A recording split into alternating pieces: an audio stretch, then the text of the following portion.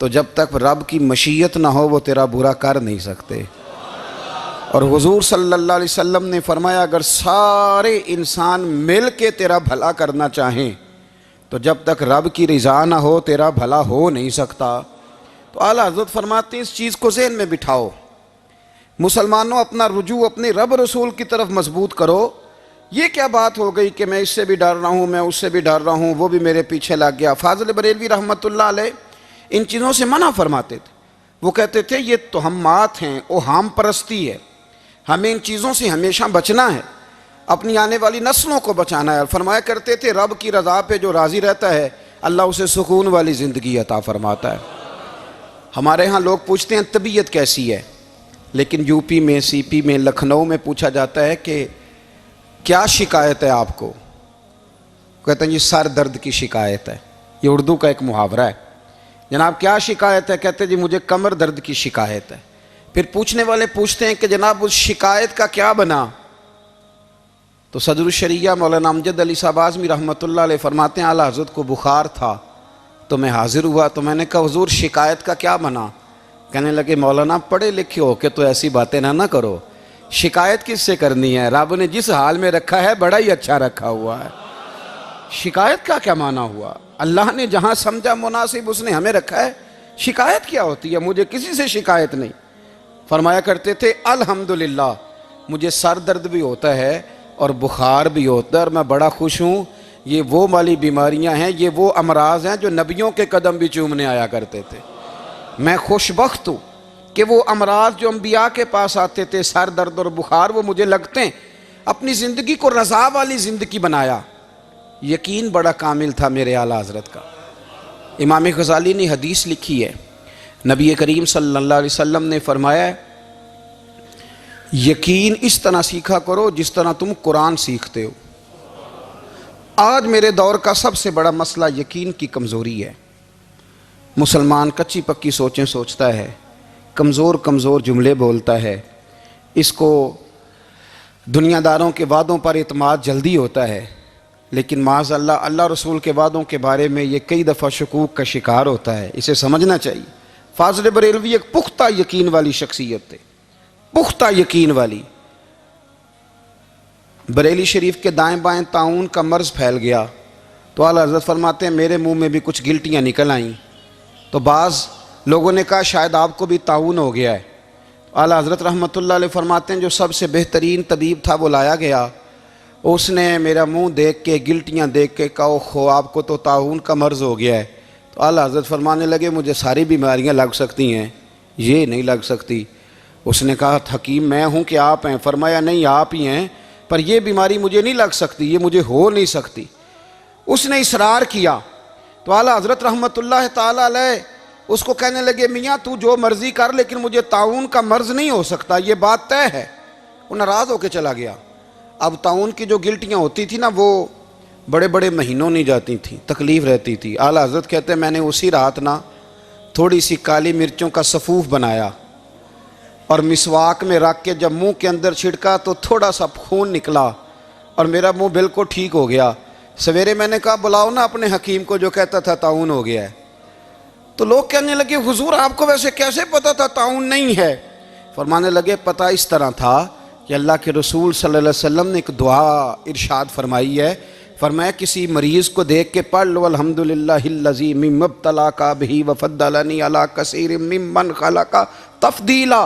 हुजूर ने फरमाया किसी बीमार को देख के, मुसीबत वाले को देख के ये दुआ पढ़ो, तुम उस मुसीबत में शिकार नहीं होंगे।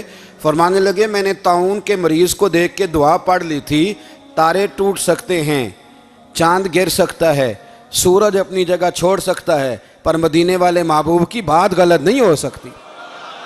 ये मेरा यकीन कामिल है, साढ़े नबी दी जुबान साढ़े वास्ते कुरान, ये बात गलत हो सकती? मजबूत यकीन फाज़िल बरेलवी का, मजबूत नजरियात। आला हज़रत रहमतुल्लाह ताला अलैह से किसी ने कहा आप किस तरह के मोमिन हैं, किस तरह के मोमिन हैं? तो आला हज़रत फरमाने लगे मेरा दिल चीरो, उसको खोलो, एक तरफ ला इलाहा इल्लल्लाह लिखा होगा, दूसरी जानब मुहम्मदुर रसूलुल्लाह लिखा होगा, खोल के देख लो। एक तो यकीन की, फिर दूसरी बात खुश्क लोगों को ज़िंदगी गुजारने का मज़ा कोई नहीं आता। ज़िंदगी गुजारने का मज़ा उसे ही आता है जिसे किसी से प्यार हो जाता है। बाकी ना देखे ना, एक बंदा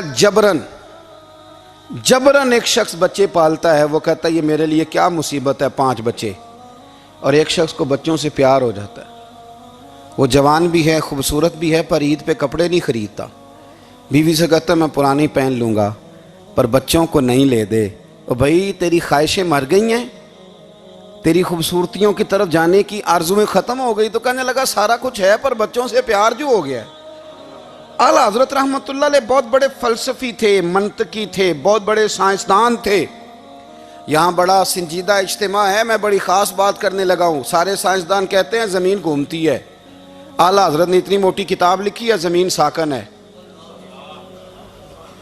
फरमाते थे हम जैसे मर्जी साइंसदान कहेंगे, आपने दलाइल दिए हैं।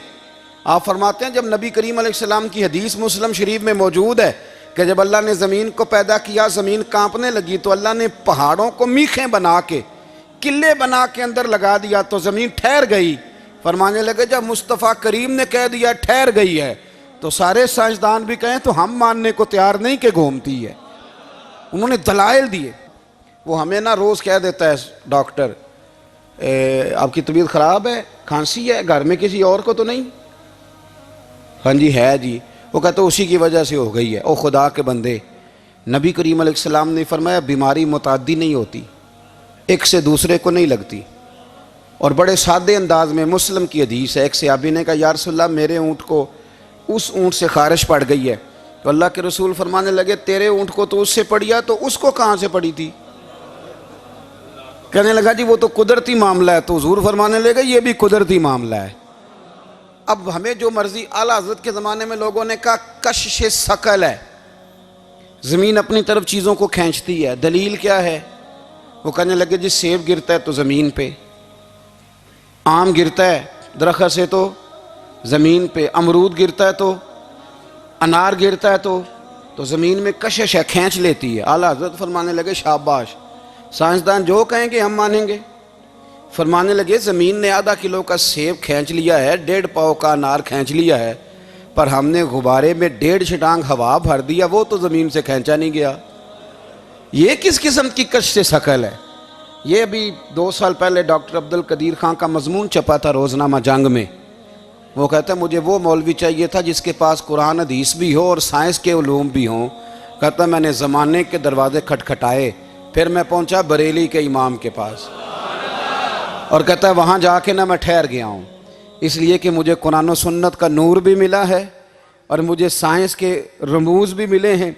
ये वाहिद शख्स है, ये वाहिद शख्स है जो दीन को साइंस का पाबंद नहीं करता, बल्कि साइंस को मदीने वाले का ग़ुलाम बनाता है, मदीने वाले का ग़ुलाम बनाते हैं। तो आला हज़रत फरमाने लगे अजीब फ़लसफ़ा है ना जी, आम खींच लिया उसने, सेब खींच लिया, अमरूद खींच लिया, पर उससे 1.5 छटांग वाला गुब्बारा।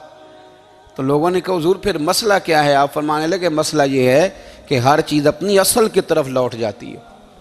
हर चीज़ अपनी, सेब अमरूद अनार ज़मीन से पैदा होते हैं तो ज़मीन पे गिरते हैं। हवा की असल ऊपर है, इसलिए जब गुब्बारे में हवा भरेंगे तो हवा उसको ऊपर ले जाएगी।